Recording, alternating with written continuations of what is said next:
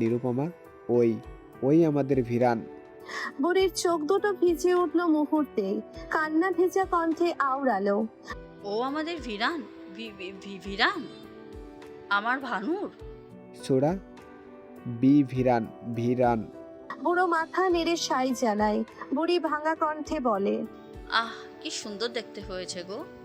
ভানুর মতোই একবার কাছে ডাকো না, আমি একবার ওকে বলি। কথাটা আর শেষ করতে পারল না বুড়ি। শেষ নিঃশ্বাস ত্যাগ করলো স্বামীর আর কাশেমের দিকে তাকিয়ে। কাশেম দৌড়ে এসে ডাক্তারকে ডাকতে লাগলো, কিন্তু বুড়ি ততক্ষণে তার শেষ নিঃশ্বাস ত্যাগ করেছে। বুড়ো নিঃশব্দে কাঁদছে, মাহা পাশেই দাঁড়িয়ে আছে। তারও খুব খারাপ লাগছে। নিঃসন্দেহে বুড়ি সম্ভবত ভালো মানুষ ছিল। তাকে সাথে করে আবারও রামচণ্ডীপুর ফিরে যায় বুড়ো। কাশেম স্বামীরও যায় মাহার কথায় আর লোক দেখাতে। তাকে মাটি দেওয়া শেষে স্বামীর আর কাশেম সহ বাকিরা ফিরে আসে। বাড়ি ফিরে স্বামীর দেখতে পায় শিভানকে তখনও দেখা যাচ্ছে না। রাহা ঠিকই সামনে দিয়ে ঘুরঘুর করছে। রাহা যেখানে থাকে নুসরাত সেখানে থাকে না। মাহাকেও টেনে নিয়ে যায়। এই মেয়েটাকে একটুও সহ্য করতে পারে না সে। স্বামীর সোজা নিজের ঘরে চলে যায়। মাহা নিজের জামা কাপড় গোছাচ্ছিল। হঠাৎ স্বামীর খেয়াল করে মেঝেতে সাদা পাউডারের মতো কিছু পড়ে আছে। বিস্ময়ে চোখ ফেটে আসে। হুড়পাড় করে ড্রেসিং টেবিলের ড্রয়ারের ভেতরে গোপন ড্রয়ার খুলে দেখে যা ভেবেছে তাই। রোগ দেখে যে মাকে জিজ্ঞেস করে, এখানকার প্যাকেটগুলো কোথায়? ফেলে দিয়েছি। কি ফেলে দিয়েছি মানে? সত্যি কথা বলো দিবা, এগুলো কোনো মেকআপ পাউডার নয়। জানি সেগুলো ড্রাগস। এসবের মানেটা কি? তুমি জানলে কি করে এখানে এসব আছে? একটা ক্ষুদ্র জীব সাহায্য করেছে। ওহো দিবা, এসব ইয়ার্কি মারার বিষয় নয়। সত্যি বলো কোথায় রেখেছো?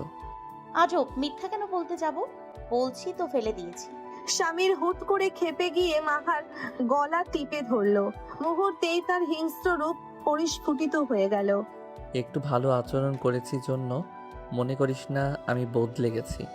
তুই জিতে গেছিস, জীবনেও না। আমি সামির সিকান্দার। কে? সামির সিকান্দার। আমি কে তাই এখনো জানিস না তুই? জানিস তুই কত বড় ক্ষতি করেছিস? 4 লক্ষ টাকার মাল ছিল ওখানে। 4 লক্ষ। মাহা চোখ মুখে লাল হয়ে গেছে। দম নিয়ে পারছে না মাহা। চোখ যেন উপচে বাইরে চলে আসবে। ছেড়ে দিন, মরে যাব। মরে যা শালি বাঙ্গির নাতনি। রাগে স্বামীরের কান দুটোও লাল হয়ে গেছে। মাহার গলা ছেড়ে ধাক্কা মেরে তাকে বিছানায় ফেলে স্বামীর বাইরে চলে যায়। মাহার কাশ উঠে গেছে। পাশের রুম থেকে সাথী আর ইনায়া দৌড়ে এসেছে। তার এই অবস্থা দেখে স্বামীরের ওপর ভীষণ রাগ হচ্ছে ইনায়ার। ওদিকে ক্লাবে রাগিব দিওয়ান স্বামীরকে জিজ্ঞেস করছে, তোকে বলেছিলাম আসার সময় মালগুলো নিয়ে আসবি, সেগুলো বউকে দিয়ে গিলিয়ে দিলি। সাবধান হয়ে যা, তোর বউ যে জিনিসটা মাইরি, তোকে আবার ঘুরিয়ে কালকুঠুরিতে না পৌঁছে দেয়। চোপ শালা, আমার মাথায় বাঙ্গি ভেঙে দিয়েছে, এখন মস্করা ঠাপাচ্ছ? মস্করা ভরে দেব একদম। আমি আর তোর কাজই করব না। কাইসা, ওরে 4 লাখ টাকা মাইর দে। চল এখান থেকে। আরে আরে সামির, এত চটছিস কেন ভাই? বড় ভাই শাসন করতেই পারে। আয় আয়, চটিস না। সোমা এসে পাশে বসে বলল, এত রাগিস কেন সোনা? অবশ্য রাগটা তোর সাথে মানায়, রাগিস না। ভুলিয়ে ভালিয়ে আবার চেয়ারে বসানো হলো স্বামীরকে। মাহা বারান্দায় দাঁড়িয়ে। স্বামীরের হিংস্র চেহারাটা ভেসে উঠছে বারংবার। রাগে মাথাটা ফেটে যাবে মনে হচ্ছে। তখন যখন মাহা কাপড় গোছাচ্ছিল, ড্রয়ার থেকে চো চো শব্দ আসছিল। ড্রেসিং টেবিলের দিকে এগিয়ে গিয়ে দেখে ড্রয়ারের নিচ দিয়ে সাদা পাউডারের মতো কিছু পড়ছে। ঝাড়ু দিয়ে দুটো বাড়ি দিতেই ছোট্ট একটা ইঁদুর দৌড়ে পালালো। আরো খানিকটা পাউডার পড়লো। মাহা টেনে হিঁচড়ে ড্রয়ার খুলে দেখলো কিচ্ছু নেই। ড্রয়ারের উপরে আরেকটা ড্রয়ার আছে। মনে পড়লো স্বামীর তার চাবি বই খাতার টেবিলে রাখে। সৌভাগ্যবশত একটু খুঁজতেই কলমের ঝুড়িতে পেয়ে যায় চাবি। 6টা চাবির 5 নাম্বারটা ছিল ড্রয়ারের চাবি। ড্রয়ার খুলতেই অবাক মাহা। 10 থেকে 15 প্যাকেট হোয়াইট ড্রাগস। অনেক দাম হবে নিশ্চয়ই। সুন্দর করে প্যাকেটগুলো নিয়ে গিয়ে বাইরের ড্রেনে ফেলে দিয়ে এসেছে।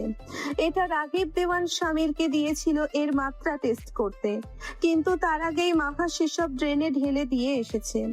রাগ সামলে নিচে গিয়ে দাঁড়াতেই কানে এলো শালার সিকান্দার সাফিন সিকান্দারকে বলছে, ওই বুড়োকে স্বামীর কই থেকে খুঁজে পেল? যেইখান থেকেই পাক অতীতের ঘটনা না উঠলেই হলো। তাছাড়া তাছাড়া স্বামীরকে তুমি খুব কম দ্রুত ভেবেছো নাকি? শিয়াম উঠে দাঁড়িয়ে বলল, ও নিশ্চয়ই সব জেনে গেছে, না জানার ভান করেছে শুধু শুধু। তাছাড়া রামচণ্ডীপুর এর কথা তো ওর ভোলার কথা না। আর রিবান আর বিরানের ব্যাপারটা তো নাই। বুড়ো বা বুড়ি যদি বিরানের কথা বলে থাকে, ওটুকুই যথেষ্ট সামিরের সব জানার জন্য। মাহাকে দেখতে গিয়ে সাফিন মাথা হেসে বলল, নিচে আসুন সম্মানিত হাজি ম্যাডাম, কেমন কাটলো ট্যুর? জি খুব ভালো, তবে একটা ভুল করে ফেলেছে সামির শিকদার। সিভানকে সাথে নিতে ভুলে গেছে। যদি ওকে সাথে নিতাম, বেচারা সৎ মায়ের হাতে মার খেয়ে ঘরে বসে থাকতো না। আপনি দেখেছেন আপনার বউ আপনার শিশু বাচ্চাটাকে চর মেরে ঠোঁট কেটে দিয়েছে। তোমাকে আবারও বলছি মাহা, আমার ব্যক্তিগত ব্যাপারে নাক গলিও না, কুল পাবে না বলে দিলাম। তাছাড়া আমার আরেকটা কথা জানার ছিল মেয়র সাহেব, আপনারা বাড়ির আঙিনা পরিষ্কার করেন না কেন? মাটির নিচে পাতাল ঘর টর আছে নাকি? আপাতত মাটির নিচে কিছুই নেই, তবে তুমি যদি যেতে চাও বানিয়ে দিতে 2 দিন কি 3 দিন লাগবে। অবশ্যই যেতে চাই। শিওর থাকো, বানিয়ে দেব, তবে বাড়ির আঙিনায় হবে না। সেটাই তো জানতে চাচ্ছি, কেন হবে না? বাড়ির আঙিনা কেন হবে না? আমাদের ব্যাপার। শালার সিকান্দার বলল, তোমার যদি খুব বেশি রহস্য উদ্ঘাটনের আকাঙ্ক্ষা থাকে, তবে সাপিন ওকে কালকুটুরিতে দিয়ে আয়, শখ মিটুক। তুমি আমাদের অবৈধ কাজ সম্পর্কে জানতে চাও তো জেনে যাবে, সমস্যা নেই। বাড়ির বউ যখন হয়েছো সব কিছু জানো তো, তোমার অধিকার। মাহা নিকাবের নিচে বাঁকা হেসে ভেতরে চলে গেল। স্বামীর রাতে বাড়ি ফেরেনি। মাহার কেমন যেন শরীর খারাপ লাগছে, মাথা ঘোরাচ্ছে, গা গোলাচ্ছে, তবে মাথায় একটা বিষয় ঘুরপাক খাচ্ছে। স্বামীর সিকান্দার বলেছে সে স্যারেন্ডার করবে। সকালবেলা স্বামীর ঢুলতে ঢুলতে বাড়ি এসে দেখে মাহা এখনো ঘুমাচ্ছে, জায়া নামাজটাও ওঠায়নি। স্বামীর গিয়ে তার পাশে বসতেই মাহার ঘুম ভেঙে গেল। স্বামীরের গা থেকে ভেসে আসা মদের জঘন্য গন্ধে বমি চলে এলো। দৌড়ে বাথরুমে গিয়ে গড়গড় করে বমি করে দিল। স্বামীর কিছুটা ভড়কে গেল, কাল তো জামা কাপড়ে এক ফোঁটাও মদ পড়েনি, গন্ধ তো এত তীব্র হওয়ার কথা না। স্বামীর মাহাকে তেমন কিছু বলল না, আগে নিচে গিয়ে ফ্রেশ হয়ে এলো। তারপর মাহার পাশে গিয়ে শুয়ে পড়ল। ঘুম ভাঙে বেলা 12টায়। হাই তুলে নিচে গিয়ে দেখে বাড়ির সবাই উপস্থিত। আমি ইনায়ার বিয়ে ঠিক করেছি, খুবই সুপাত্র, এসব জয় ঝামেলাও করে না, পড়াশোনা ভালো, বেশ ভালো চাকরি হবে, দেখতেও সুদর্শন। তাদের মাঝে গলা উঁচু করে স্বামীর ঘোষণা করে দেয়। তার এই কথায় পুরো বাড়ি যেন বিস্ফোরিত হয়। তবে চাচি খুব ভালো করে জানে স্বামীর যেহেতু বিয়ে ঠিক করেছে, সেটা বিয়ে কোনো ব্যবসায়িক চুক্তি নয়। আমি এই বিয়ে করব না। বেশ বড় গলায় জবাব এলো ইনায়ার পক্ষ থেকে। আমি এই বিয়ে করব না, আমার কোনো ইচ্ছে নেই এখন বিয়ে টিয়ে করার।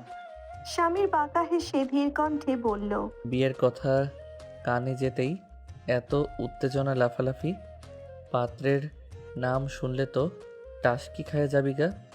সে যেই হোক না কেন, আমি এখন বিয়ে করব না স্বামীর ভাই। কেন রে বাঙ্গি মারুতি, মাত্র 5টা মাস আগের মাথায় তো তুই বিয়ের জন্য 2 পায়ে খাড়া ছিলি। তখনকার বিষয়টা আলাদা ছিল স্বামীর ভাই। চাচি উঠে দাঁড়িয়ে বলল, বিয়ে করতে হবে। আর কতদিন বিধবার দায়িত্ব হয়ে আটকে থাকবি? ইন্টার পাস করেছিস 2 মাস। স্বামীর বাপ সুরাকে নাম কি, বাড়ি কই? হ্যাঁ, জোয়ান ছোড়া চাচি জানস, দেখতে হেব্বি, বেশ ভদ্র, আমাদের রাজশাহীর সুরা। নাম কি, আগে থেকে চিনি নাকি তারে? তো সো গাইস, আমি সামির বাঙ্গিমারা নিউজ চ্যানেলে সবাইকে স্বাগতম। এখন আমি আপনাদের এমন একটা নিউজ শোনাবো যেই মাল না গেলেই সব টাল্লি খাইয়া যাবেন গা। সো সবাই ready? Name of the boy is Mir Muhib. স্বামীর চা বলল কাটাই কাটাই মিলে গেল।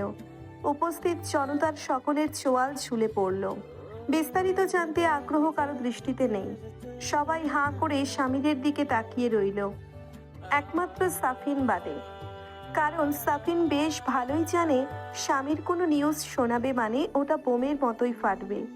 চাচি চোখের পলক ফেলে বলল, এক মুহূর্তের জন্য আসলেই টাল লিখাইয়া গেছি গা। কোন মুহিব বাপ? আমার সম্বন্ধে মুহিব চাচি। মানে মাহার ভাই মুহিব? মুহিবের সাথে এ কেমনে কি? সাফিন বাকি নাটক দেখার জন্য ওখানে দাঁড়ালো না, চুপচাপ নিজের ঘরে চলে গেল। শিভান মাহার পাশে বসে। শালা সিকান্দার জিজ্ঞেস করলো, তোকে কে বলেছে ওর বিয়া ঠিক করতে? আমরা আছি তো নাকি? না নেই, শুভ কামে দেরি করতে নাই। আমি মফিজ চাচারে বলে দিছি কোনো অনুষ্ঠান হবে না। আগামী শুক্রবার মানে 3 দিন পরে ইনায়া আর মহিবের বিয়ে। এই তো একটু পরেই আসবে ওরা।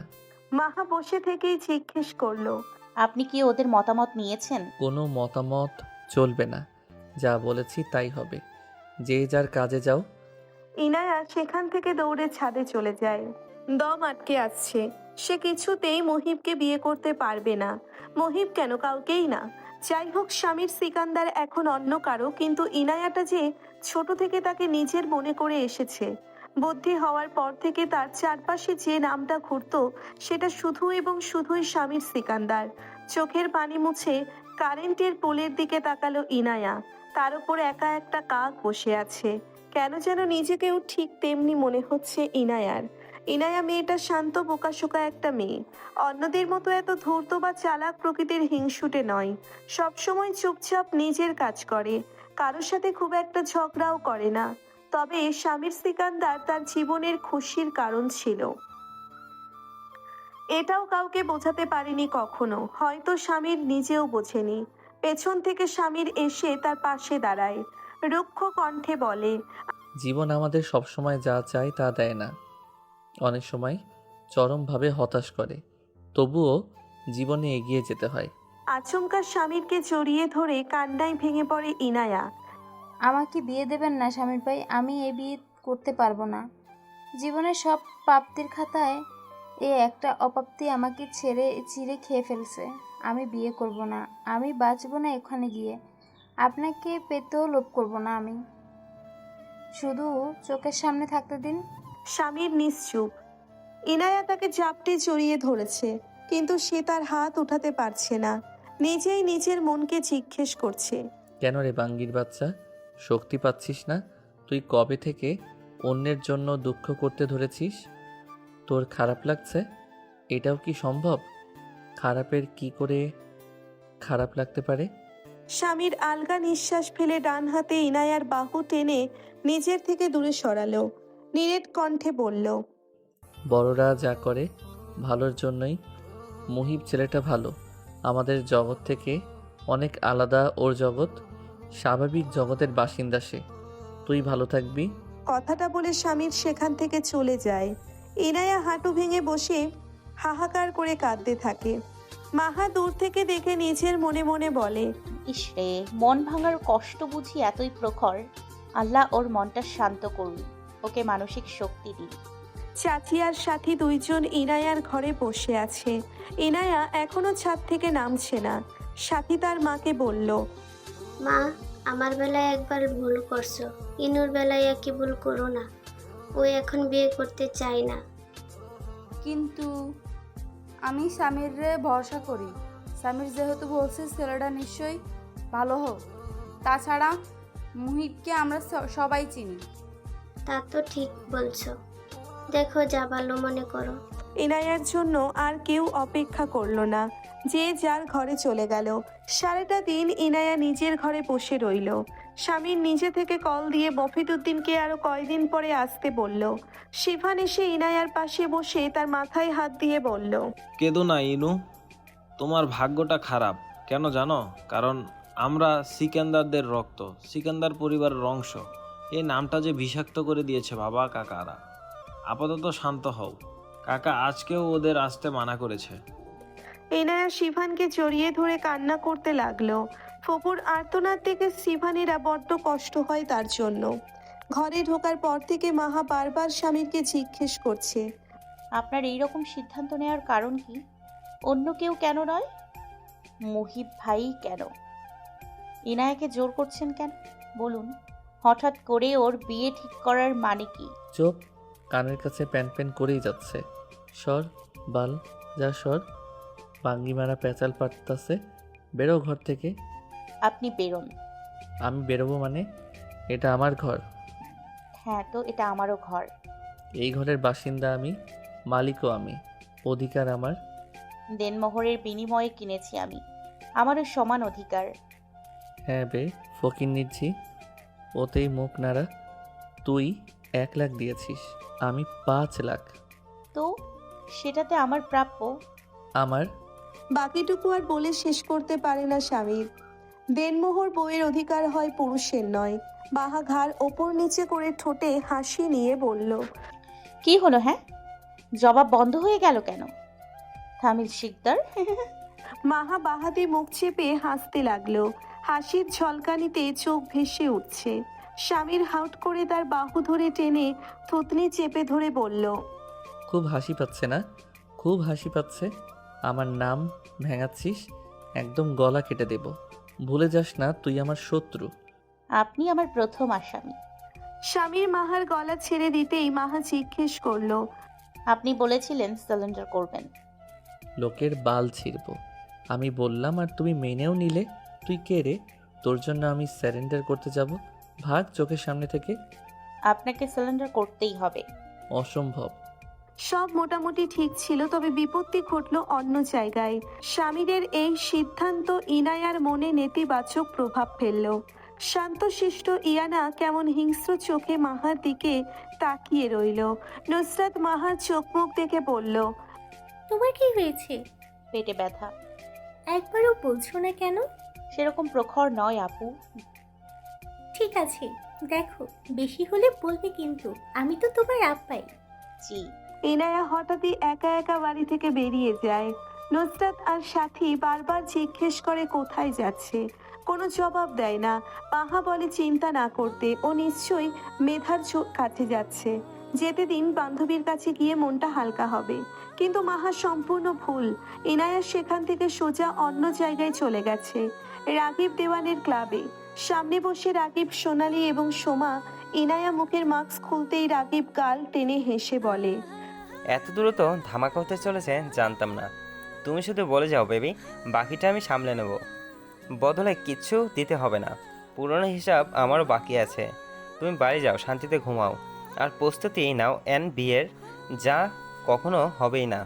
মাহা বারান্দায় দাঁড়িয়ে চিন্তা করছে, সত্যি কি এরা পাতাল ঘট্টর বানিয়ে সিনেমার মতো অত্যাচার করে নারী পাচার করে? না হলে এত বড়লোক হয় কি করে? স্বামীর সিকান্দারের আয়ের উৎস তো মাহার জানা হয়ে গেছে। সে সবার পালতু সরকারি কামলা, কন্ট্রাক্ট কিলার, ড্রাগ সাপ্লাইয়ার। কিন্তু সাফিন সিকান্দার আর শিয়াম সিকান্দার, শালার সিকান্দার। হঠাৎই কি মনে হয় মাহা নিচে চলে যায়। অপরিষ্কার জঙ্গল হয়ে থাকা বাগান, পা টিপে টিপে হেঁটে কোনো লাভ হয় না। সে স্পষ্ট বুঝতে পারে সাফিন একদম সত্যি বলেছে। এই জঙ্গলে তেমন কিছু আছে বলে মনে হয় না। তাহলে এই দিকটা পরিষ্কার করে না কেন? হঠাৎ সামনে পড়ে থাকা একটা ওষুধের খালি বোতল দেখে মাহার সন্দেহ হয়। বোতলটা উঠিয়ে গন্ধ শুকতে নাক সামনে নিলেও শুকে না। হতেও পারে এটা মাদক দ্রব্যের বোতল। ঘ্রাণে তার ক্ষতি করে, ঘ্রাণে তার ক্ষতি হবে। জঙ্গল ত্যাগ করে বাড়িতে ঢুকতেই স্বামী জিজ্ঞেস করে। ইনভেস্টিগেশন শেষ ম্যাজিস্ট্রেট আফুজান্স? ভাষার কি ধরন? আফুজান্স। ইউনিক ধরন। আচ্ছা দিবা শোনো, যাও রেডি হয়ে এসো, বাইরে যাব। কোথায়? চোখ যায় যেথায়। যাব না। আপনি তেরামি করো না, সিরিয়াস। সোজা ঘরে গিয়ে, মাহার কোনো কথাই বললো না, সোজা ঘরে গিয়ে বোরকা পরে চলে এলো। লুঙ্গি বদলাবেন না? না, চলো। মিনিট কয়েক পর সিটি হসপিটালিটির সামনে বাইক থামায় স্বামীর। মাহা বলে। কে অসুস্থ? হাসপাতালে কে? তুমি আবার কে? মাহা ভেবেছিল স্বামীর খেয়াল করেনি, কিন্তু সে সোজা হাসপাতালে নিয়ে চলে এসেছে। তবে ডাক্তারের কেবিনে তাকে ঢুকতে দেয়নি মাহা। ডাক্তারও তাকে বুঝিয়ে শুনিয়ে বাইরে থাকতে বলেছে। বের হওয়ার পর স্বামী জিজ্ঞেস করে। কি হয়েছে? Food poisoning. আর কোনো সমস্যা নাই তো? না। যাক, বাঁচা গেছে। তুমি এত কম বয়সে মরলে আমি ঝগড়া করব কার সাথে? চলো, বাড়ি চলো। বেলা গড়িয়েছে। খাবার টেবিলে বসে মাহার কেমন অদ্ভুত লাগছিল। বাড়িতে তেমন কেউ নেই। সিভান বসে টিভি দেখছে, ইতি ঘরে ঘুমোচ্ছে, জরিনা বাগানে গেছে, নুসরাত আর সাথী মার্কেটে, চাচি ইতির সাথে আছে। ইনায়া মাহার বরাবর বসে। ইনায়ার দৃষ্টিটা ঠিক অন্য দিনের মতো লাগছে না। ইনায়া আজ কেমন নজর চুরিয়ে চুরিয়ে তাকাচ্ছে। হঠাৎই গেটে আওয়াজ ভেসে আসে, কেউ এসেছে। ইনায়া বলে, তুমি বসো, আমি দেখছি। দরজা খুলতেই দৃশ্যমান হলো এক ছেলে। সে বলল, মাদিবা, আপুর নামে একটা পার্সেল এসেছে সিটি হাসপাতাল থেকে। City hospital? জি, ওনাকে একটু ডাকুন, পেপারটা একমাত্র তাকিয়ে দেওয়া যাবে। আমি মাহাদিবা, দিন আমাকে। ডেলিভারি বয়ের মতো দেখতে ছেলেটা তার হাতে একটা এনভেলপ ধরিয়ে দিয়ে চলে গেল। ভেতর থেকে মাহা ইনায়াকে জিজ্ঞেস করলো, কে এসছে ইনায়া? কেউ না, আমার বন্ধু। মিথ্যা বলে বাইরে ছুটে বাগানের দিকে চলে গেল সে। হন্তদন্ত হয়ে এনভেলপটা খুলে দেখতে পেল মাহার হেলথ রিপোর্ট, এবং সে যা সন্দেহ করেছে তাই। মাহা প্রেগনেন্ট। এটা দেখে ইনায়ার মাথায় আগুন ধরে যায়। শান্ত শিষ্ট মেয়েটাকে কিসে আঁচড় করলো কে জানে। রাগের দুঃখে পেপার দুটো ছিঁড়ে কুটি কুটি করে ফেললো সে। ওখানেই মাথায় হাত দিয়ে বসে পড়ে নিজেই বলতে লাগলো, না, এ হতে পারে না। ওর পেটে যদি শামীম শিকদারের বাচ্চা থেকে থাকে, ওকে সবাই কি করে? আমি স্বামীর ভাইয়ের অংশকে কষ্ট দিতে পারবো না, হবে না আমার দ্বারা। একে মারা যাবে না। হ্যাঁ, একে মারা যাবে না। এর কিছু হলে বাচ্চাটারও ক্ষতি হবে না। ইনায়া সেখান থেকে সোজা ক্লাবে চলে যায়। এদিকে মাহা বসে চিন্তা করতে থাকে রিপোর্ট কখন আসবে। তখন ডাক্তারের কেবিনে ডাক্তারকে সে সোজা জিজ্ঞেস করেছে, আমি প্রেগনেন্ট নই তো? ডাক্তারের জবাব, লক্ষণ তো সেরকমই, কিন্তু নার্ভ অস্পষ্ট। যদি হয়ে থাকে খুব একটা দিন বয়স নয়। টেস্ট করাতে হবে, সময়ের অপেক্ষা করাটা উচিত নয়। মাহা সেখানেই ডাক্তারকে রক্ত দিয়ে এসেছে, যাতে একেবারে ফুল বডি চেক আপ দেওয়া হয়ে যায়। ডাক্তার বলেছে রিপোর্ট সিকান্দার বাড়ি পৌঁছে দেওয়া হবে। ঘন্টা খানেকের মধ্যে ইনায়া বাড়ি ফিরে সোজা নিজের রুমে চলে যায়। সিভান বলে, কাকি সুন্দরী, একটা কথা বলবো? বলো সিভান। তুমি ইনুর থেকে একটু দূরে থেকো। সে যথেষ্ট রেগে আছে। যতই হোক, সিকান্দারদের রক্ত তো বিশ্বাস নেই। জানি, বলার জন্য ধন্যবাদ সিভান। সাফিন আর রাহা কোথাও বের হচ্ছিল।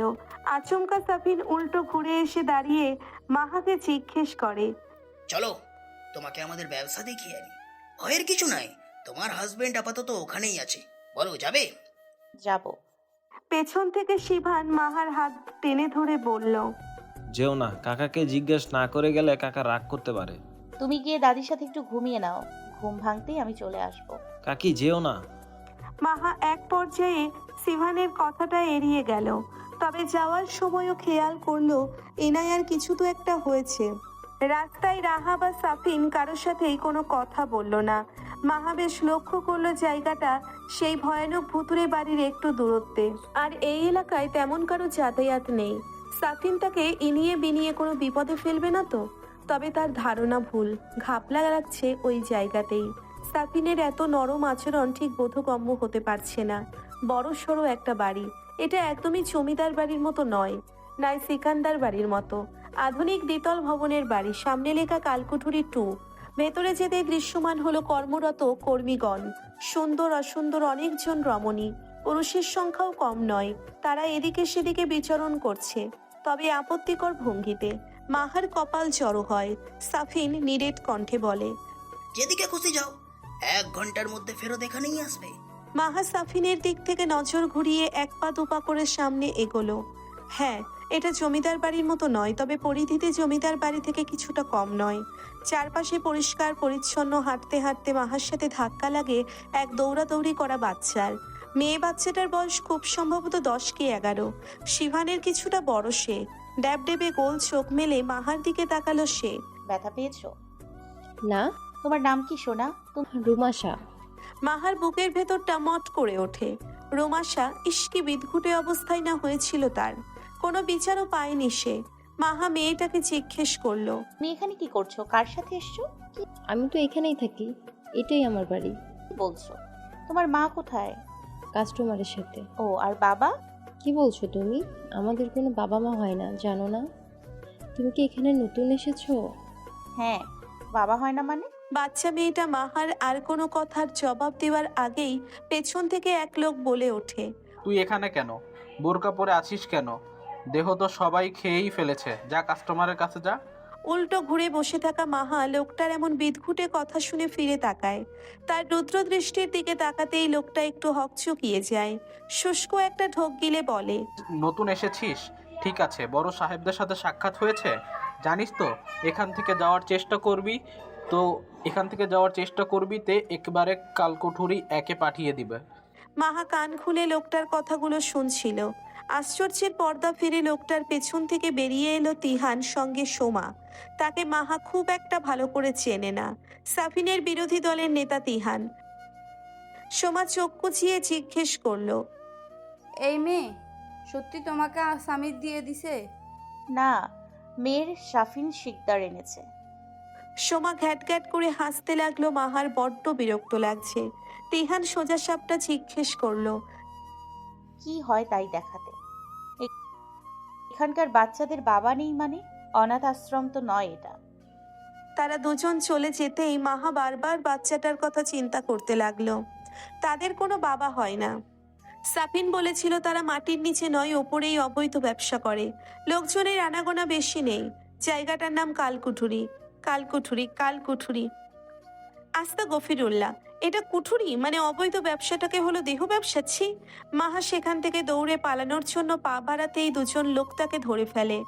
একজন মাহার হাত ধরতে যাবে, তখনই কোথা থেকে একটা ধারালো ছুরি উড়ে এসে লোকটার কবজিতে গেঁথে তার ফিনকি দিয়ে রক্ত ছুটে আসে।